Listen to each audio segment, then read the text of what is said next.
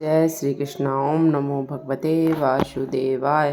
कामिका एकादशी कब और किस दिन है? कामिका एकादशी सावन मास के कृष्ण पक्ष की कामिका एकादशी 30 जुलाई को शाम 4:44 पर स्टार्ट होगी और अगले दिन 31 जुलाई 2024 को दोपहर 3:55 पर समापन होगा। उदय तिथि के अनुसार कामिका एकादशी 31 जुलाई को मनाई जाएगी। इसका पारण समय क्या है? इसका पारण समय 1 अगस्त को सुबह 5:43 से सुबह 8:24 तक है। पारण समय। इसकी कथा क्या है? कामिका एकादशी की कथा इस प्रकार से है। कुंती पुत्र धर्मराज युधिष्ठिर बोले, हे भगवान, आप मुझे कृपा करके श्रावण कृष्ण एकादशी का क्या नाम है, इसकी विधि बताएं। इसमें कौन से देवता की पूजा की जाती है? इसका व्रत करने से मनुष्य को क्या फल मिलता है, यह बताएं।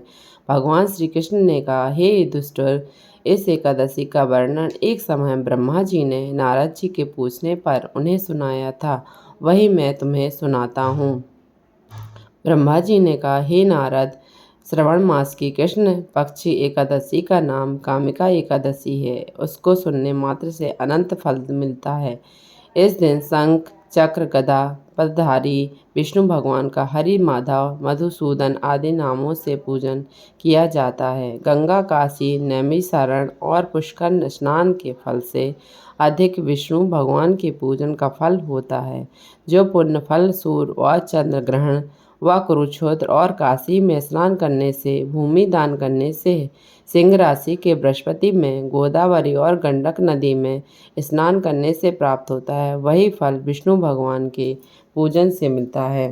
श्रावण मास में भगवान का पूजन करने से देवता, गंधर्व और शूर आदि सब पूजित हो जाते हैं। अतः पापों को नष्ट करने के लिए मनुष्य को कामिका एकादशी व्रत और विष्णु भगवान का पूजन श्रावण मास में अवश्य करना चाहिए।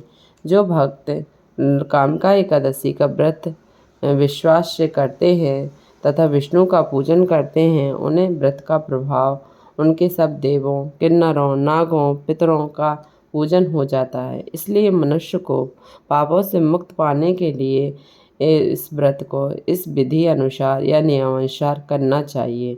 भगवान ने स्वयं बतलाया है, आध्यात्म विद्या से जो पुण्य मनुष्य को प्राप्त होता है, उससे अधिक पुण्य तो कामिका एकादशी के व्रत से मिल जाता है।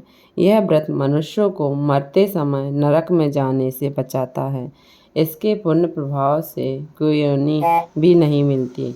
जो व्रती इस एकादशी का व्रत करते हैं, वो भक्तिपूर्वक तुलसी दल विष्णु भगवान को अर्पण करते हैं, वे पापों से दूर रहते हैं। श्री विष्णु भगवान रत्न, मोती, मणि तथा आभूषण आदि से इतने प्रसन्न नहीं होते जितने तुलसी दल से होते हैं। तुलसी दल पूजन का फल 4 भार चांदी और 1 भार स्वर्ण के दान के बराबर माना जाता है। ब्रह्मा जी बोले, हे नारद, मैं स्वयं भगवान की अति प्रिय तुलसी को सदैव नमस्कार करता हूँ।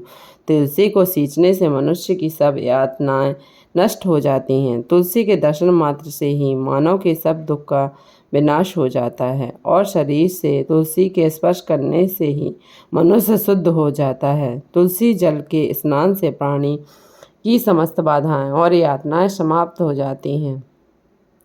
जो श्रद्धापूर्वक भगवान के चरणों में तुलसी अर्पण करता है, वह भवसागर से मुक्त हो जाता है। कामिका एकादशी को रात्रि जागरण व दीप करने वाले को प्राप्त पुण्य का वर्णन करने में स्वयं चित्रगुप्त भी असमर्थ हैं। एकादशी व्रत के दिन प्रभु के समक्ष दीप जलाने वालों के पितर उस दिन स्वर्ग जाते हैं और उन्हें स्वर्ग जाने पर 1000 दीपकों की रोशनी प्राप्त होती है। ब्रह्मा जी कहते हैं, हे नारद, ब्रह्म हत्या तथा भ्रूण हत्या आदि पापों से नष्ट करने वाली कामिका एकादशी का व्रत मनुष्य को यत्न के साथ करना चाहिए। कामिका एकादशी के व्रत के महत्व को श्रद्धा से पढ़ने या सुनने वाला मनुष्य सब पापों से छूटकर विष्णु लोक को जाता है। जय बोलो कामिका एकादशी की जय। जय बोलो ओम।